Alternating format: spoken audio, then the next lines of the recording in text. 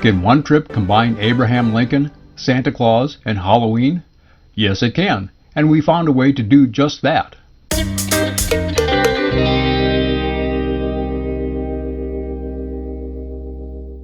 Note that I have a bunch of links in the description to more information about most topics in this video. Abraham Lincoln spent his youth in southern Indiana from the ages of 7 to 21. There's a whole complex of attractions in the area that includes Lincoln State Park and the Lincoln Boyhood National Memorial. This was only our second visit to the area. The first was in June 2012.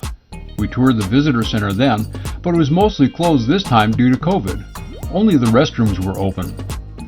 The trails on the memorial property were all open, however. Hiking is low effort and scenic.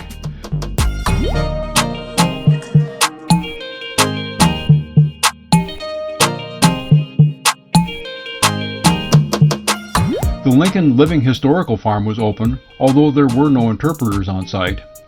The farm is a recreation of what a small farm would have looked like in Indiana in the 1820s.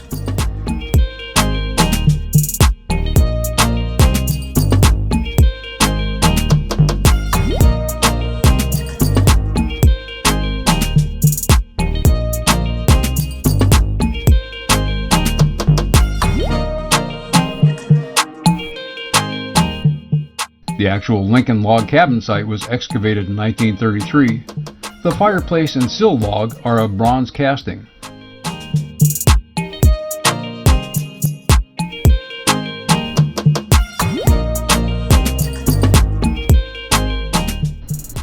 The Trail of 12 Stones has stones, bricks, and concrete pieces commemorating times in Lincoln's life from his youth to his death.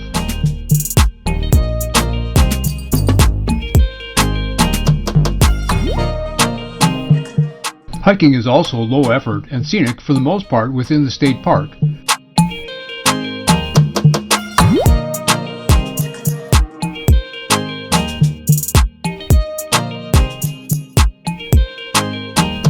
Markers are placed at spots relevant to Lincoln's life in the area.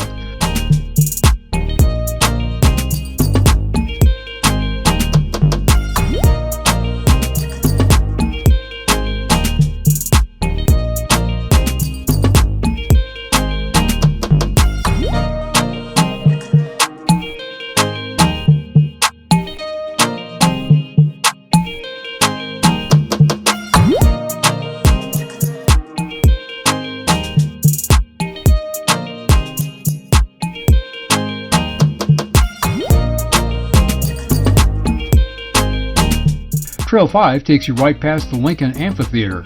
The amphitheater runs historical plays, but mostly offers music from bluegrass to rock tribute bands to blues. The one not low-effort trail is the one leading to the fire tower. It's a tough climb getting to the tower, and a tough climb ascending the tower itself. The view from the top is not the most beautiful of all views afforded by the many fire towers in southern Indiana, but it isn't bad.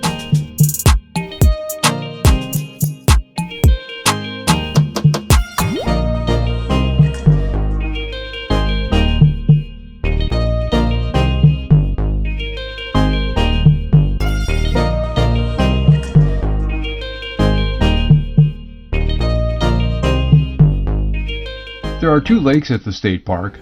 Lake Lincoln is the one that gets the most use. It's small at just under 60 acres, but really scenic.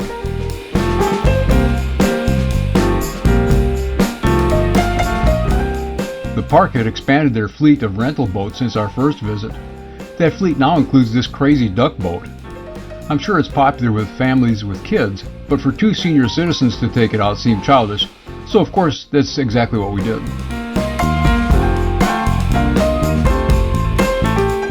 The state park is less than 5 miles west of Santa Claus, Indiana. The big draw in Santa Claus is Holiday World Amusement Park, which we've visited in the past. But the season was over for this year. There's not much to the town of Santa Claus, and much of what is there closes when Holiday World closes.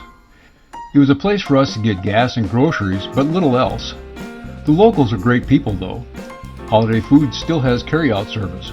When's the last time you had a store employee bring your groceries to your car?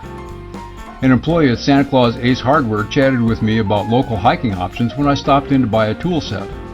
The National Memorial, the State Park, and the town of Santa Claus are appealing individually and in aggregate, but the reason we visited the first time, and my main interest in returning, was to ride nearby mountain bike trails.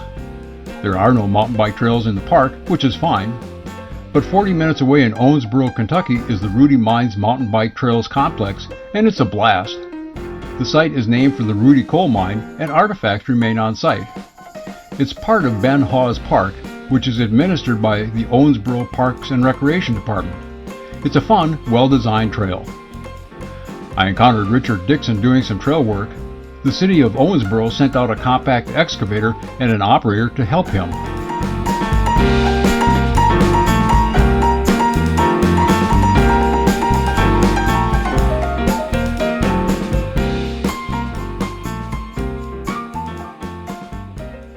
Trails here are directional, so keep that in mind if you go. To be honest, I had trouble with this and occasionally found myself going the wrong way, but that will be a discussion for another video.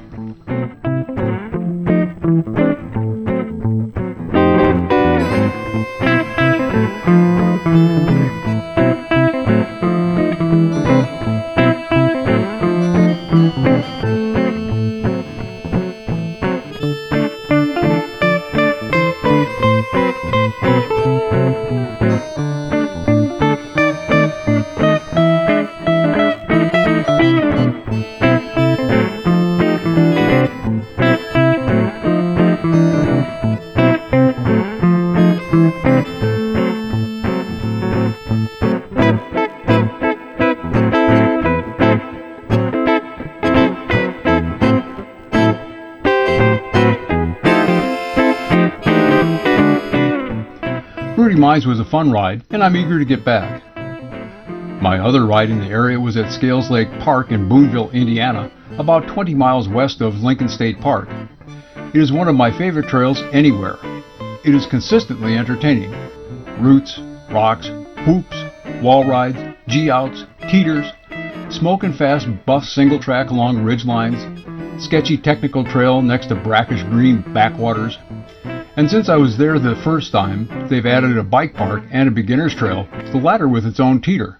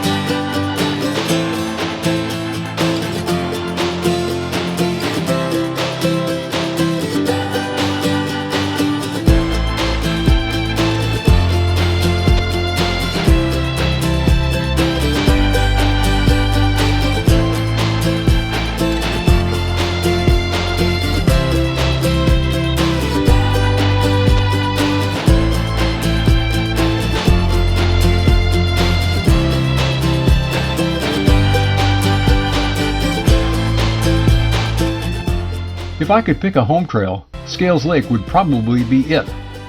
And the rest of the park? The lake is beautiful, the campground is adequate, there's a petting zoo, which may be a positive or a negative depending on your point of view. Overall, the park would be an okay place to spend an afternoon. But the mountain bike trail and the bike park elevate Scales Lake Park from something you may want to check out if you're in the area to something you gotta see even if it means a long drive to get there.